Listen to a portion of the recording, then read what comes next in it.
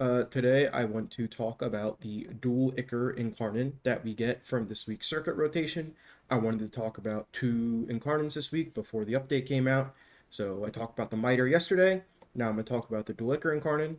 Those would be my two grabs. I know the Torrid's really good, but I'm more rating favorites here and just like my personal, yums and things that, I like to play. So I love the Miter. I love the Dual Ichors. And they're very good. If you didn't know, when they're in Incarnon form, slain enemies leave like a fart cloud that affect enemies with your statuses and whatnot that you have on your melee weapon. They're very good. So I'll showcase them here.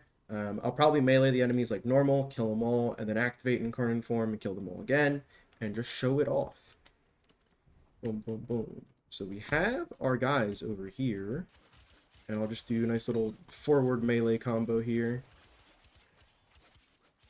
And we should kill them all, just in forward melee mode. And then I'll activate Incarnon. Do this, spawn all the guys. And then, yeah. Boom. And these clouds will spread, like, all over the map. Obviously, all these guys are, like, tight and bunched up. But you can get those clouds pretty much everywhere on the map. I think these are probably one of the best, if not the best, Incarnate melees. I really like the Okinya Incarnates. It reminds me of like the dagger from Risk of Rain 2. If you ever played that game and used that item, it's very similar to how those work. So maybe it's more of a personal favorite thing, but I don't know. These are really good. If I had to use an Incarnate melee, these are pretty high up there on the damage charts and just like the favorite charts in general. Boom, boom, boom, boom, boom. So now we'll just talk about the Incarnon Perks. There's not much to really go into detail about the Incarnon Perks. It's one of those weapons where the perks aren't really that crazy, and the more thing that matters is just the Incarnon mode in general. But anyways, here we go. Here we go. You activate your Incarnon form. You toxin damage cloud. You know your fart cloud. You get more melee damage, sprint speed, parkour velocity. So it's kind of like a baby Kratos in your back pocket when you activate the Incarnon form. So that's cool. As for our first perks here, we have the Alchemist Wrath. We're just here for the base damage increase. You won't be procking the toxin thing very often unless you're using it on like Saren or something, which is very good. And funny enough, Araxia, who comes out tomorrow, she has an ability that adds toxin damage to your weapons. So there you go. There's a synergy. If you're watching this now, get your Dual Ichor Incarnate. You could run this with Araxia tomorrow, and you got some synergy. Um, as for this one's really easy to proc and use for 30 seconds, but I'm just lazy to stand there and do the neutral combo. I like doing my forward combo 24/7. So honestly, there's really no shame in whichever evolution you choose here. Um, I'm just not procking this as often as I should. But it is good. It is fine. This one, you can blindfold yourself and pick whatever one the dart hits on the board, and you're going to be happy with the result. Over here, I just get bonus range. They are dual daggers, so like bonus range, very good, very fun. Combo duration, don't really need if you have Naramon Focus School, or if you're going to be running a melee loadout, you're probably running double dexterity arcanes on your weapons. So I don't really think you need plus 7 seconds combo duration. Honestly, 7 seconds isn't even that lot to begin with. Because when there is downtime in missions, there's normally a lot of downtime. There's typically, not like a baby few seconds of downtime in missions where you're like, oh dang.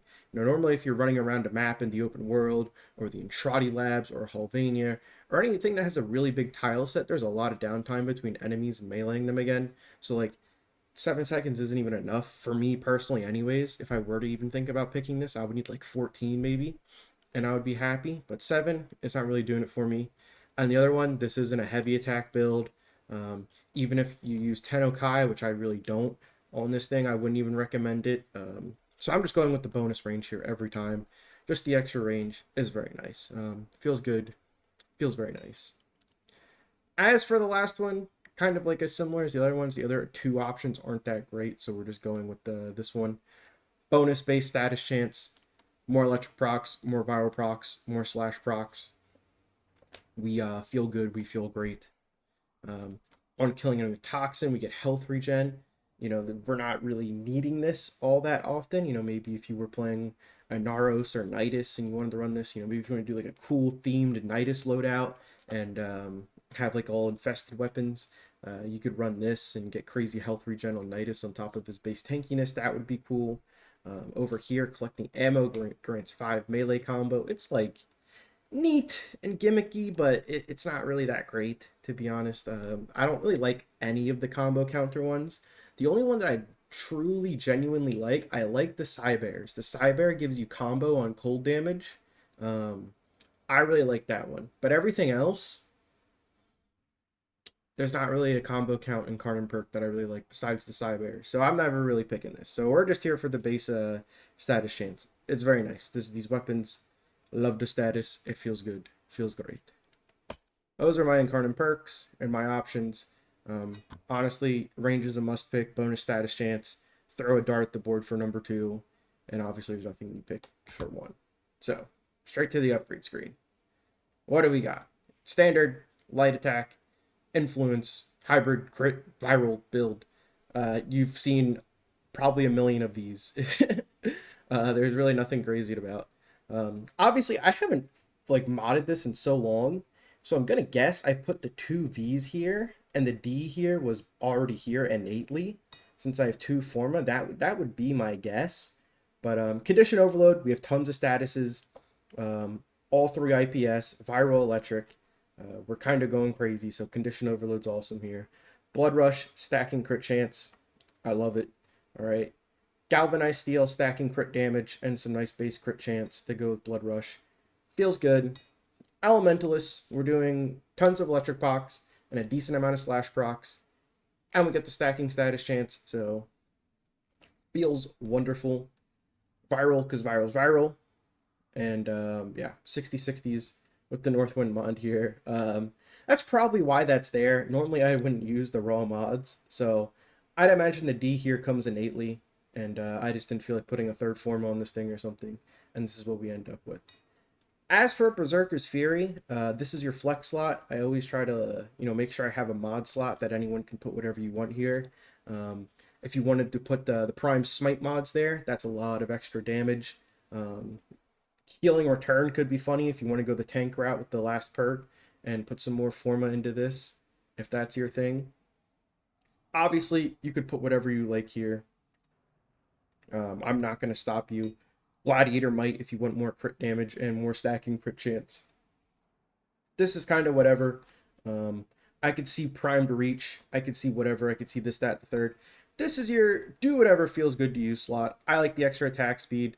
Obviously, I could be using the Ronin's Rush perk and proccing that every 30 seconds, but I'm lazy. I get kill. I get Berserker stack. I get attack speed.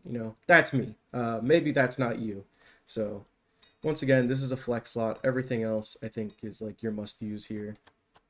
So, yeah, that is my build.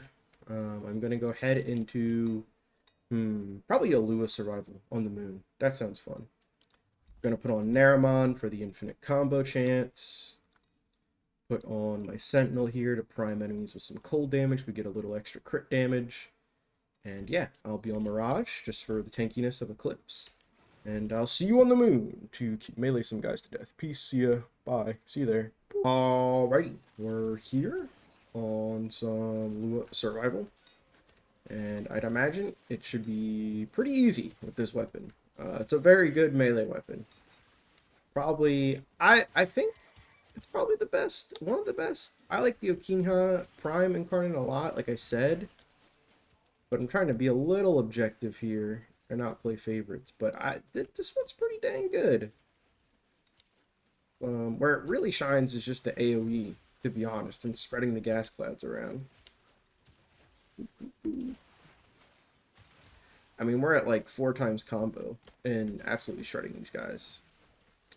It is neat. I didn't even think about that. Araxia comes out tomorrow and she gives weapons toxin damage. So it'll actually synergize with her, funny enough.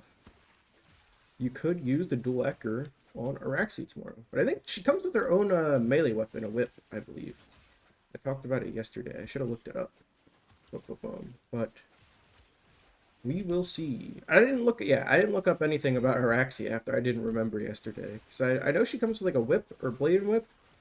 And then obviously they come with two signature weapons. I have no clue what the other one. I know we're getting a Incarnon heavy scythe. And it's going to be an Incarnon like the Fellow Arcs, like the Praetos, the Latum. That kind of Incarnon where it's just its own thing. And it gets its own like swap mode. So should be very interesting. I like this room. We can just kind of walk in circles and get to each choke as we get there. But I was wondering for update day tomorrow if I should make a video just reading the patch notes. I play a lot of PvP games, like Apex and stuff of that nature. Fortnite and there's other battle royales. I don't know. I play a lot of random PvP games. TFT, stuff like that. And I always like watching videos of people reading patch notes. I was wondering if I should do the same. I don't know. Warframe patch notes typically aren't like that interesting per se. Normally like the quick Spark notes, update notes that people read on like the promotional page they always post on warframe.com is worth reading, but like the actual thick of it notes, I don't know. I'll think about it. I'll think about it. Maybe, maybe not. Could be an interesting thing. Be annoying to chapter and timestamp though. I'd imagine there's a lot tomorrow because we're getting the Captain Vor rework. Oh my gosh, there's so much. A bunch. The Caliban augment, the Jade augment, the Citrine augment, the Io Weaver event, Araxia herself, her two weapons, that heavy scythe, heavy attack changes to the whatchamacallit. Ooh, heavy attack changes to... Well, just heavy attack changes in general, not to just hammers. But hammers are the best heavy attack weapons. So we will see tomorrow, I guess. But yeah, we are having no trouble here. You know, heavy attack. Obviously, with the Incarnate melee weapons, that's where Tennokai would come in hand. But these things have so much damage, just like all Incarnate weapons. You don't like you'll be fine building up combo again. It's really no worry. Obviously our damage is lacking for a wee little bit, but we will be a-okay. But I'd imagine we should still have Incarnate mode by the time the Acolyte spawns, so that'll be good. Yeah, we got a good room here for this. Oh yeah, we got a really good room. Are 425 already? Yeah. I feel like most like of good weapons. Obviously, not every weapon gets boosted by like room RNG and spawn RNG, but getting a good room is like pretty important for making the KPM look good. To be honest, if you get a bad room and bad spawns, it's kind of hard to work with. But we're kind of chilling here. Ooh, we got Malice. We should shred him right all down. Yeah. Okay, he's gone. He's gone. Easy peasy, lemon squeezy. We got a high crit damage weapon, so we just chunked the crap out of him. And he's gone. Ooh, got a big bunch of guys right here. Activate the damage reduction, shred that guy down. I mean, what more is there not to love about this? Ooh,